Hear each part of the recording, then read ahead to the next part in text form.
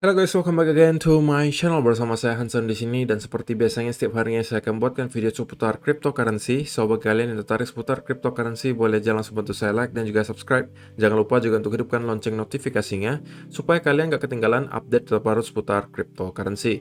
Oke, pada hari ini guys, kembali kita akan bahas seputaran Bitcoin, dan seperti biasa kita akan mulai dari coin market cap terlebih dahulu. Per hari ini secara global market cap crypto berada di angka 1,18 triliun dolar atau turun sekitar 1,31%. Nah, Bitcoin sendiri di angka 28.700-an, Ethereum 1.738, BNB 299, XRP 0,38, Cardano 0,45, Solana 40, dan Dogecoin ada di urutan ke-10 dengan harga 0,08 dolar. So, per hari ini kita melihat market rata-rata dalam keadaan merah, yang hijau cuma Dogecoin, itu pun karena ulahnya si Papa Elon lagi yang nge-tweet soal ya Tesla bakal nerima lagi untuk pembelian merge dengan menggunakan Dogecoin gitu ya. Itu yang membuat Dogecoin tiba-tiba ngepam lagi. Ya kenaikannya pun nggak terlalu signifikan sih, sebenarnya hanya 4%. Sisanya dalam keadaan merah, penurunannya antara 1% hingga kurang lebih 4%. So, itu adalah outlook sementara dari beberapa top coin yang ada. Hari ini mungkin kita bakalan fokus sebagian besar ke arah data on-chain. Saya bakalan update ya beberapa data on-chain ke kalian. Dan juga mungkin ada sedikit dari arah teknikal gitu ya. So, kita langsung aja mulai. Nah, yang pertama dari artikel ini, on-chain data flashes Bitcoin buy signals, but the bottom could be under 20k. Artinya apa? Di sini disebutkan data on-chain sebenarnya sudah menunjukkan bahwa ada beberapa sinyal untuk membeli gitu ya. Namun, untuk dasar dari koreksi atau bear market kali ini bisa jadi berada di bawah 20.000. Artinya apa? Walaupun data on-chain sebagian besar sudah menunjukkan kita berada di area yang cukup under value, namun bukan berarti kita nggak bisa drop lagi guys. Cuman yang ditunjukkan dari data on-chain belakangan ini adalah bahwa kita sudah mendekati atau bahkan sudah berada di area ya. Kata kuncinya area bottom. Area itu berarti bukan angka pasti guys. Area itu misalnya nih antara 25.000 sampai 20.000 atau 28.000 sampai 25.000. Itu namanya area. Jadi bukan angka pasti gitu guys ya. Dan kalau menurut artikel ini bisa jadi di bawah 20.000 gitu. Nah, beberapa data on-chain yang di sini ditunjukkan adalah pertama di sini Entity Adjusted NVT. Nah, kalau misalnya kalian perhatikan, yang warna kuning inilah NVT-nya guys. Yang hitam itu adalah Bitcoin ya, chartnya Bitcoin. Dan setiap kali kita mendapati NVT itu mendapati spikes tinggi seperti ini, artinya apa? Itu adalah unsustainable network valuation. Low activity backing the valuation. Artinya, simpelnya ya, itu over valuation atau over value lah gitu ya. Over value. Ketika kita melihat ada spike di sini, ini biasanya tidak di-back oleh aktivitas di belakang layar, yang membuat ini bisa diartikan sebagai overvalue. Sedangkan ketika kita melihat ini grafiknya turun, oke, dan mencapai sebuah bottom, itu biasanya networknya dalam keadaan undervalue. Dan menurut sang analis, kita sebenarnya ya, dari data Entity Adjusted NVT ini masih mempunyai sedikit ruang nih untuk drop ke bawah guys. Oke.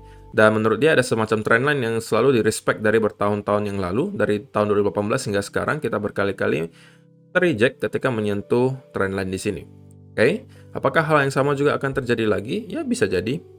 Tetapi tidak harus ya guys. Kalau kalian perhatikan, sebelumnya juga kita pernah mendapati bottom di bear market namun tidak menyentuh garisnya. Di sini. Ini adalah bottom di tahun 2018. Awal 2019 kita mulai start untuk rally. Jadi tidak sempat menyentuh garisnya di sini. Oke, nah ini adalah entity adjusted NVT, itu yang pertama. Dan kemudian entity adjusted dormancy flow. Sekali lagi, ini adalah sebuah data on-chain yang secara historis sangat akurat gitu guys dalam menilai bottom dari sebuah bear market atau koreksi besar. Oke, tapi tentunya dalam bentuk area ya guys. Nah, kalau kalian perhatikan beberapa kali ketika kita menyentuh kotak hijau ini, kita masuk ke area buy zone. Oke. Dan biasanya kita akan mendapati zona membeli yang sangat baik ketika kita melihat entity adjusted dormancy flow itu berada di area kotak hijau ini. Dan sekarang kita berada di area yang persis gitu ya. Atau bahkan sedikit lebih rendah daripada di tahun 2019 dan kurang lebih serendah di tahun 2015.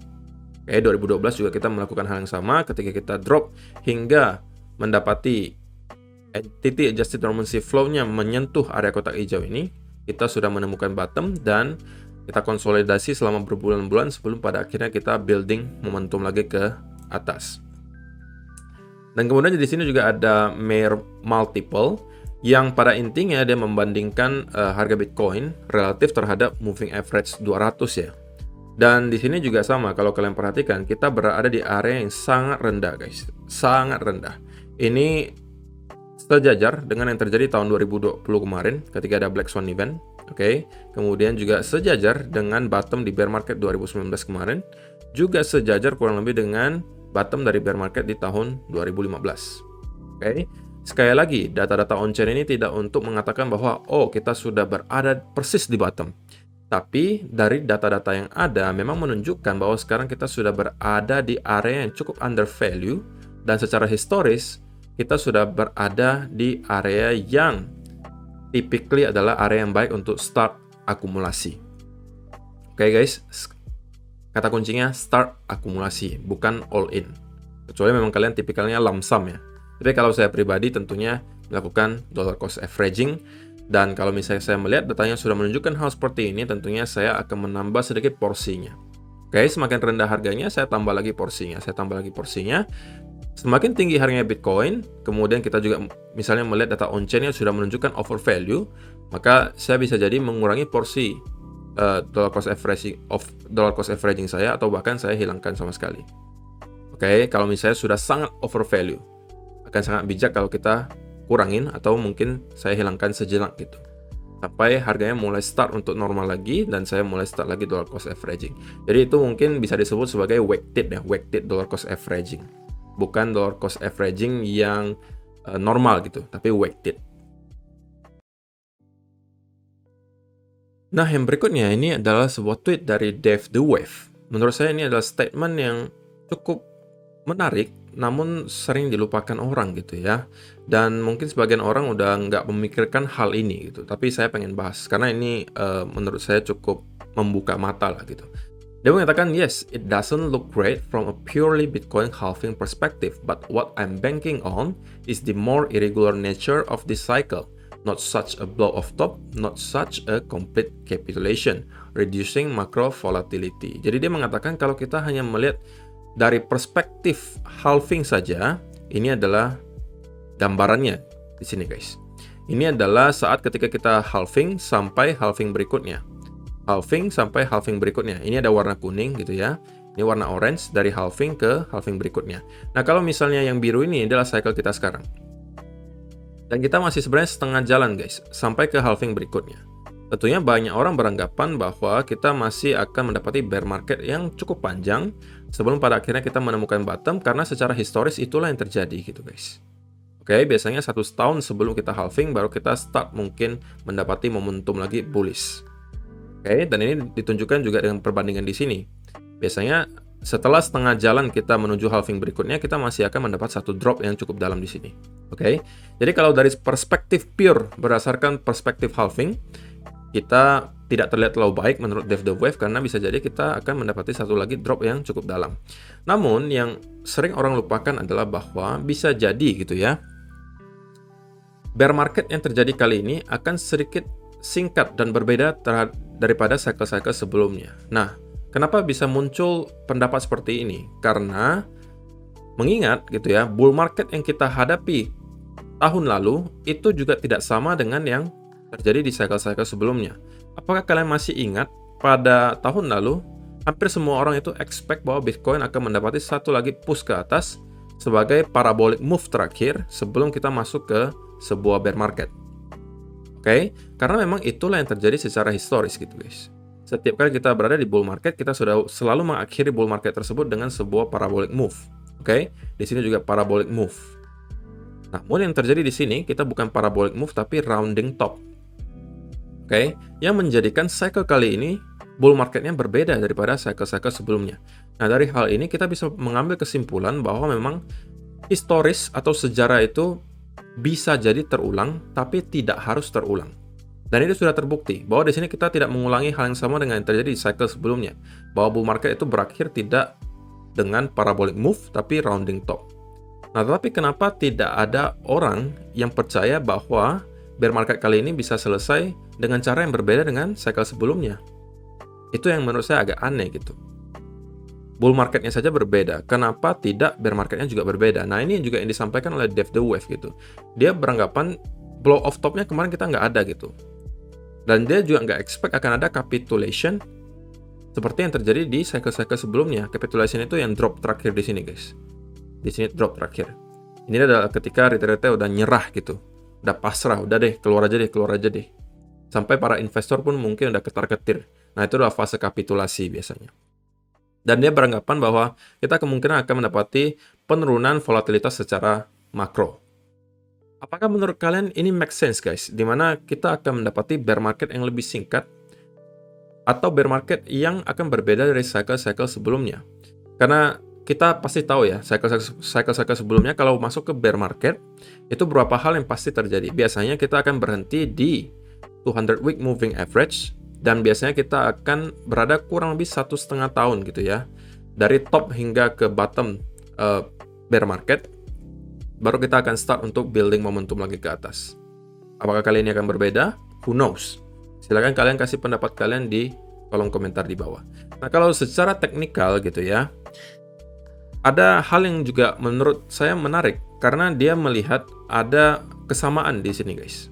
Pertama, dari cycle di sini, kalau kita tarik Fibonacci retracement, maka kita berhenti persis di 0,382-nya untuk menyelesaikan bear market, dan kita kemudian mendapati rally berikutnya atau cycle berikutnya. Cycle berikutnya di sini, kita juga mendapati hal yang sama.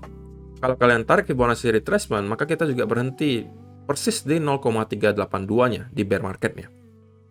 Gitu ya. Dan kalau misalnya kita tarik sekarang, oke, kita juga berada dekat dengan area 0,382. Apakah kali ini kita akan mengulangi hal yang sama dengan terjadi beberapa kali sebelumnya? Tidak ada yang tahu, tidak wajib terulang, tapi probabilitasnya untuk terjadi tentunya selalu ada. Gitu ya.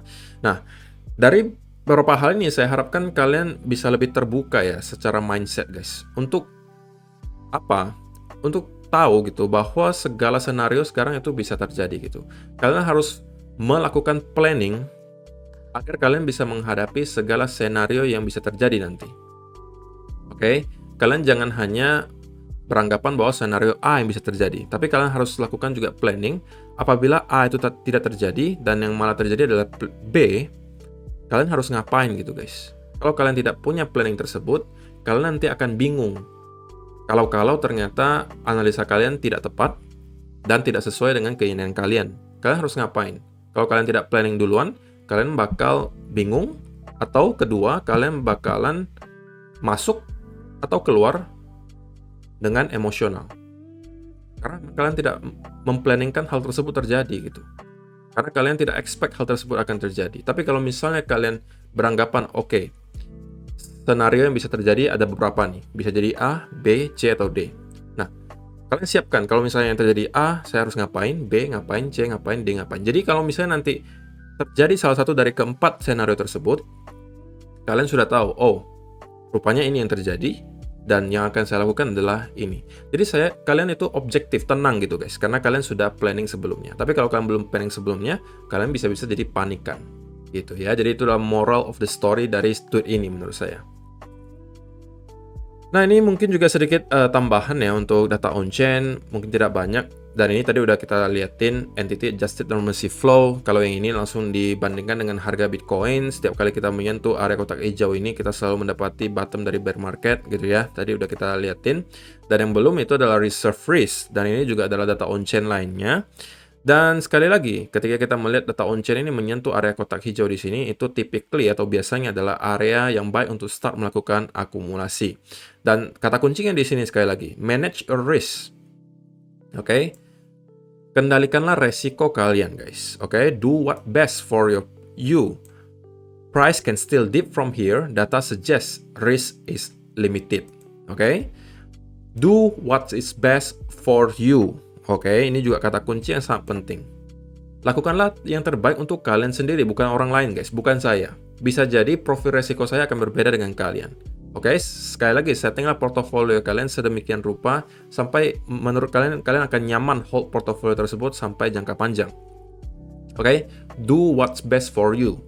lakukan yang terbaik untuk kalian, bukan saya, bukan orang lain. Dan kata kuncinya yang berikutnya, price can still dip. Harga masih bisa turun guys dari sini. Tetapi dari segi data sudah suggest bahwa resikonya sekarang sudah cukup terbatas. Oke, jadi mudah-mudahan dari beberapa data on-chain ini bisa kembali merefresh ya ingatan kalian tentang data-data on-chain yang ada, bahwa sekarang menunjukkan sudah berada di area yang undervalue dan juga udah berada di area yang secara historis menjadi area yang sangat baik untuk start akumulasi. Dan ya, semoga ini bisa membantu kalian dalam membentuk planning yang terbaik untuk kalian, gitu ya. Dan ya, jangan sampai lupa juga kalau misalnya kalian yang sudah mendaftar di Delta Exchange, sekali lagi untuk menghadapi bear market sebenarnya banyak sekali cara yang bisa kalian lakukan. Salah satunya adalah dengan staking token kalian atau koin kalian. Atau kalau misalnya kalian masih hold stable coin, tidak ada salahnya juga selagi kalian menunggu momentumnya untuk berubah, gitu ya. Atau kalian memang nggak pengen masuk dulu ke market, pengen nunggu misalnya tahun depan, kalian bisa staking, gitu ya, USDT kalian di sini dengan APY yang cukup tinggi, 6% guys. Itu adalah salah satu yang tertinggi yang pernah saya lihat untuk stablecoin, 6%. Oke, kalau untuk Bitcoin 1%, kalau untuk Ethereum 1%, kalau untuk token native dari Delta Exchange itu 16%. Oke, selain itu kalian di sini juga ditawarkan berbagai fitur menarik di Delta Exchange. Kalian bisa trade di futures, bisa trade di spot, move, calendar spread, interest rate swaps. Juga ada options di sini. Kalian juga bisa trade options kalau memang kalian hobinya yang high risk banget gitu ya.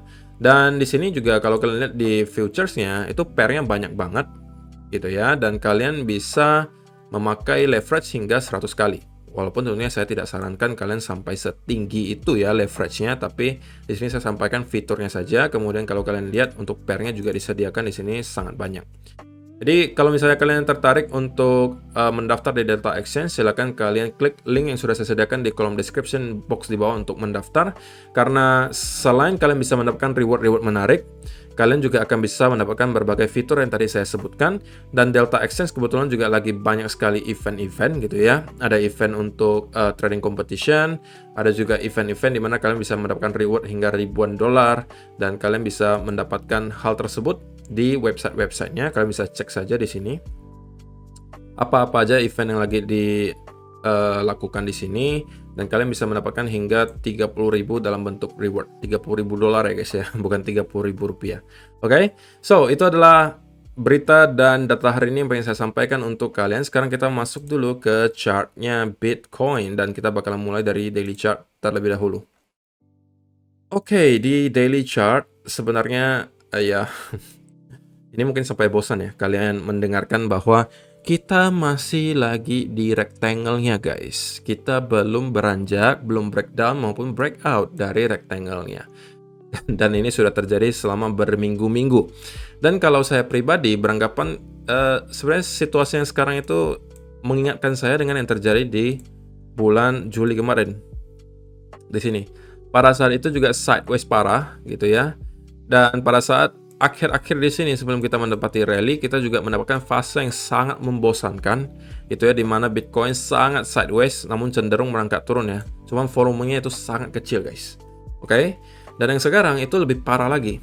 Kita range-nya malah lebih kecil lagi gitu guys. Oke. Kita range-nya lebih kecil lagi, volumenya juga belum ada sama sekali, dan ini sangat tidak menyenangkan untuk dipantau gitu guys. Karena tidak banyak yang bisa disampaikan secara teknikal selain ya kita harus menunggu dia breakdown maupun breakout. Oke, kalau sekali lagi tipikal trader itu beda-beda ya guys. Kalau memang kalian scalper, tentunya kalian bisa aja trading di range di sini. Naik turunnya udah banyak gitu ya. Kalian bisa aja trading di sini. Kalau memang kalian tipikal scalper atau short term trade, ya boleh-boleh aja guys, tidak ada yang menyalahkan. Tapi kan tidak semua orang itu adalah scalper, tidak semua orang itu adalah short term trader, karena ada juga yang tipikalnya swing trade. Oke, kalau saya pribadi, saya sudah dengan jelas ya, dengan clear menyebutkan bahwa saya lebih akan memilih menunggu dia breakout maupun breakdown terlebih dahulu sebelum saya berpikiran untuk masuk ke market. Gitu ya, saya lebih memilih untuk kondisi sekarang lebih ke arah swing dulu, gitu ya.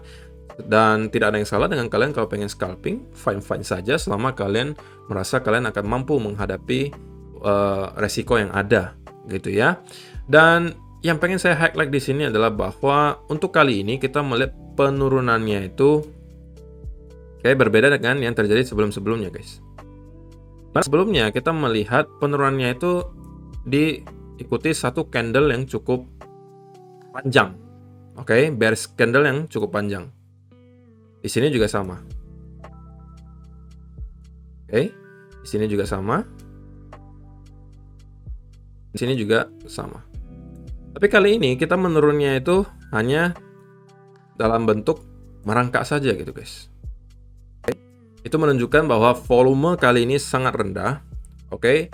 Namun perlu kalian keep in mind sampai hari ini pun, oke, kita belum mendapati market memutuskan pengennya ke arah mana sama sekali, dan kita masih melihat fake out terjadi.